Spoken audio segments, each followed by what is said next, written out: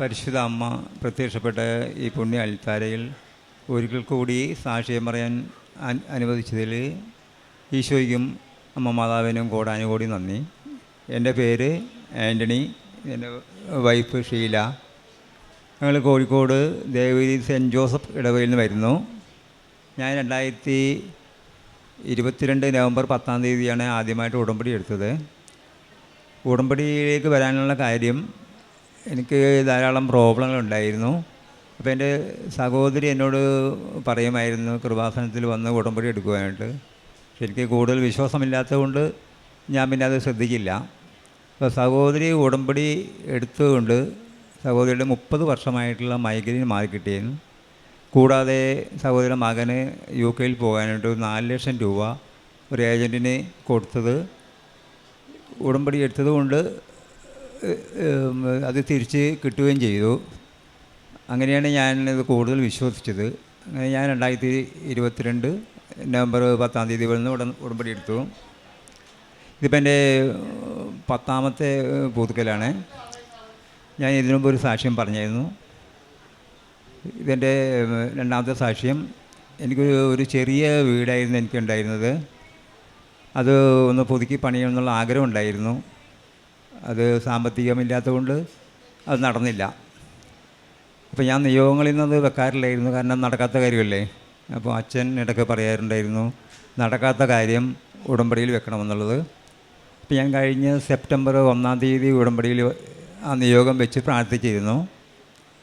ഒരാഴ്ച കഴിഞ്ഞപ്പോൾ എൻ്റെ മകളുടെ ഭർത്താവ് വിളിച്ച് പറഞ്ഞു, നമുക്ക് വീടൊന്ന് പുതുക്കി പണിയണ്ടേ എന്ന്, സാമ്പത്തികം അവൻ അറേഞ്ച് ചെയ്യാമെന്ന് പറഞ്ഞിരുന്നു. അപ്പോൾ മാതാവിൻ്റെയും ഈശോയുടെ ഇടപെടൽ കൊണ്ട് ആ പണി പെട്ടെന്ന് തുടങ്ങുകയും 3 മാസം കൊണ്ട് നല്ലൊരു ഭവനം മാതാവ് ഈശോയും ഞങ്ങൾക്ക് തരികയും ചെയ്തു. അതിൽ ഈശോയ്ക്കും മാതാവിനും കോടാനോടി നന്ദി പറയുന്നു. കൂടാതെ എൻ്റെ ഭാര്യയ്ക്ക് ഒരു 2 വർഷം മുന്നേ യൂറിനിലൂടെ രക്തം പോകുമായിരുന്നു. 2-3 ഡോക്ടർമാരെ കണ്ടു, മരുന്ന് കഴിച്ചിട്ട് ഒന്നും കുറയില്ലായിരുന്നു. അതിനുശേഷം വൈഫ് പറഞ്ഞു ഇനി മരുന്ന് കഴിക്കുന്നില്ല, നേർച്ച വസ്തുക്കൾ ഉപയോഗിക്കാമെന്ന് പറഞ്ഞു. അങ്ങനെ നേർച്ച വസ്തുക്കൾ ഉപയോഗിച്ച മൂലം പിന്നെ ഇതുവരെയായിട്ടും ആ അസുഖം വന്നിട്ടില്ല. പിന്നെ ചെറുതും വലുതുമായിട്ടുള്ള ധാരാളം അനുഗ്രഹങ്ങൾ എനിക്ക് ഈശോയും മാതാവും തന്നിട്ടുണ്ട്. പിന്നെ പ്രേക്ഷിത പ്രവർത്തനം എന്ന് പറഞ്ഞാൽ ഞാൻ പത്രം വാങ്ങിച്ച് കോഴിക്കോടുള്ള ഒരു കുരിശുപള്ളിയുണ്ട്, അവിടെ എല്ലാ വെള്ളിയാഴ്ചയും ആരാധനയും നടക്കാറുണ്ട്. എല്ലാവിധ ആളുകളും അവിടെ വരുന്നതാണ്. പത്രം അവിടെ കൊണ്ടേ കൊടുക്കാറ്, കാരണം അവിടെ ഇഷ്ടംപോലെ ആളുകൾ ഇതുപോലെ പത്രം കൊണ്ട് വരുന്നുണ്ട്. കൂടാതെ വിശന്നിരിക്കുന്നവർക്ക് പൊതിച്ചോറ് വാങ്ങി കൊടുക്കാറുണ്ട്.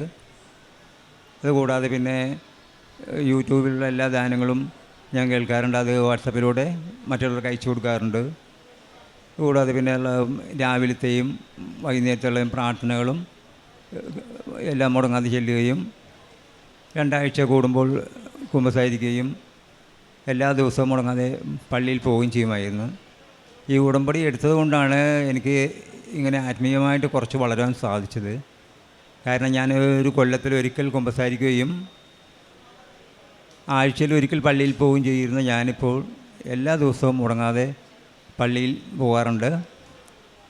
പിന്നെ അതുകൂടാതെ ബൈബിൾ വായിക്കാറില്ലായിരുന്നു, ഇപ്പോൾ അത് അരമണിക്കൂർ ബൈബിൾ വായിക്കാറുണ്ട്. പിന്നെ എൻ്റെ കാരുണ്യ പ്രവൃത്തികൾ എന്ന് പറഞ്ഞു കഴിഞ്ഞാൽ,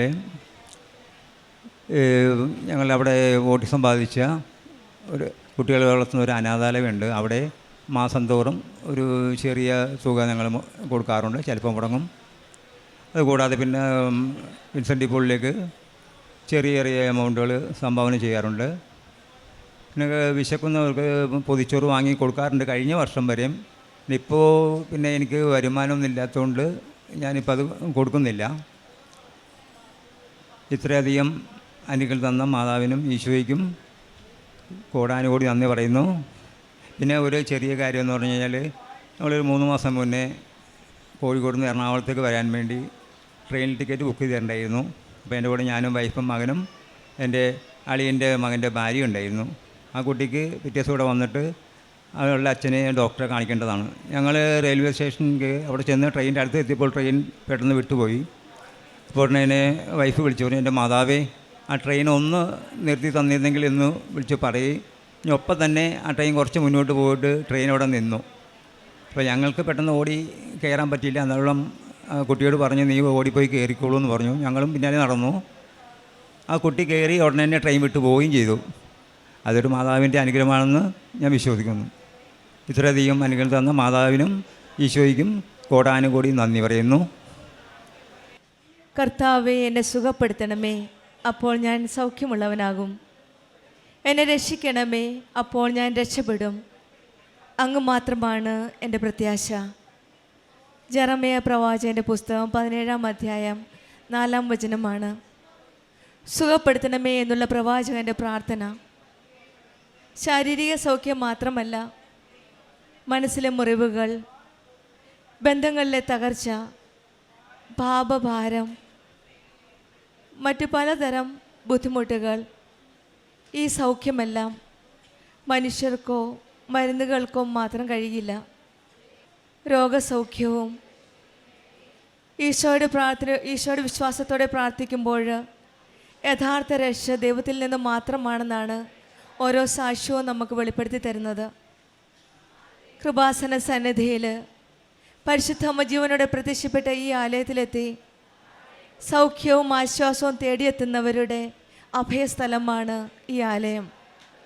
CP ആൻ്റണി എന്ന സഹോദരൻ നമ്മളോട് ഷെയർ ചെയ്തത് ഉടമ്പടി ജീവിതത്തിൽ വിശ്വസ്തയോടെ നയിക്കുന്ന ഒരു കപ്പിളാണ്, ഒരു ഫാമിലിയാണിവർ. 10 പ്രാവശ്യം പുതുക്കി, ഇത് 10ാമത്തെ പുതുക്കലിനാണ് ഇന്നിവിടെ വന്നിരിക്കുന്നത്.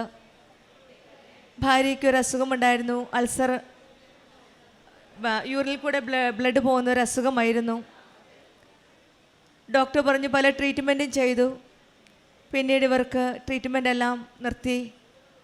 ഈശോയോടും അമ്മയോടും ചേർന്ന് നിന്ന് പ്രാർത്ഥിച്ച് ഉടമ്പടി വസ്തുക്കൾ ഉപയോഗിച്ച് അത് മാത്രമാക്കി. പിന്നീടാണ് ഈ സഹോദരിക്ക് ആ അസുഖത്തിൽ നിന്ന് രോഗസൗഖ്യം നൽകി ഈശോയും അമ്മയും അനുഗ്രഹിച്ചത്.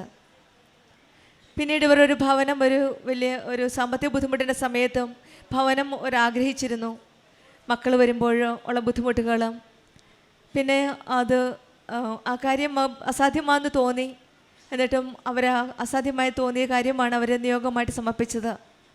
അങ്ങനെയാണ് പ്രാർത്ഥിച്ചതിൻ്റെ ഫലമായിട്ട് അവർക്ക് എത്രയും പെട്ടെന്ന് ഒരു ഭവനത്തിൻ്റെ കംപ്ലീഷനാക്കുകയും റെമ്യൂണറേഷൻ ചെയ്യുവാൻ സാധിക്കുകയും ചെയ്തു.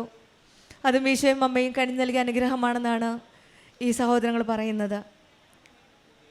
നമ്മുടെ ജീവിതത്തിലും വിശ്വാസത്തോടെ നമുക്കും പ്രാർത്ഥിക്കാം. സൗഖ്യദായകനായ ദൈവമാണ് നമ്മുടെ കൂടെ ഉള്ളത്. പരിശുദ്ധമ്മയുടെ മാധ്യസ്ഥം വഴി നമ്മുടെ വേദനകളും ഈശോയിലേക്ക് സമർപ്പിക്കാം. യഥാർത്ഥ സൗഖ്യം ദൈവത്തിൻ്റെ കൃപയാണ്. പരിശുദ്ധ അമ്മ നമ്മെ ഈശോയുടെ അടുക്കിലേക്ക് നയിക്കുന്ന അമ്മയാണ്. ദൈവത്തിൽ ആശ്രയിക്കുന്നവർ നിരാശയിൽ അവസാനിക്കുന്നില്ല. നമുക്ക് നമ്മുടെ ജീവിതത്തിലുള്ള ബുദ്ധിമുട്ടുകളും പ്രയാസങ്ങളും രോഗാവസ്ഥകളും സാമ്പത്തിക ബുദ്ധിമുട്ടുകളും എല്ലാം ഈശോയുടെ അമ്മയുടെ കരങ്ങളിൽ സമർപ്പിച്ച് നമുക്ക് ഭക്തിയോടെ നമ്മുടെ ഉടമ്പടി ജീവിതം മുന്നോട്ട് നയിക്കാം. CP ആൻ്റണിക്കും കുടുംബത്തിനും ലഭിച്ച രോഗസൗഖ്യത്തിനും കിട്ടിയ ഭവനത്തിനും മറ്റെല്ലാ അനുഗ്രഹങ്ങൾക്കും നമുക്ക് കരങ്ങളടിച്ച് ദൈവത്തെ മഹത്വപ്പെടുത്താം. യേശുവേ നന്ദി, യേശുവേ സ്തുതി, ആവേ മരിയ. അത്യപൂർവ ദൈവാനുഭവങ്ങൾ ഇനി നിങ്ങൾക്കും സ്വന്തം. ഈ യൂട്യൂബ് ചാനൽ ഇതുവരെ സബ്സ്ക്രൈബ് ചെയ്തിട്ടില്ലെങ്കിൽ ഇപ്പോൾ തന്നെ സബ്സ്ക്രൈബ് ചെയ്യുക. ഈ വീഡിയോ ഇപ്പോൾ തന്നെ നിങ്ങളുടെ സുഹൃത്തുക്കൾക്ക് ഷെയർ ചെയ്തുകൊണ്ട് കർത്താവിൻ്റെ പ്രേക്ഷിതരാകുക.